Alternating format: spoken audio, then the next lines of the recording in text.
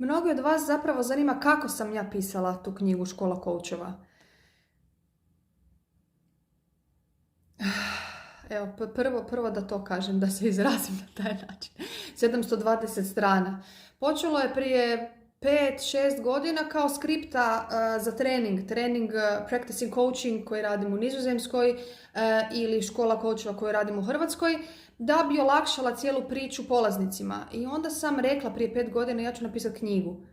I tako sam je pisuckala da bih zadnjih 1,5 dana stvarno stisla. Pod stvarno stisla ono znači s malim djetetom se dizati u 4:45, pa govoriti puno ne sada dušo, malo kasnije, biti neispavana i uz sve ostalo što radim stvorila ovo i osjećam se sretno i vrlo slobodno.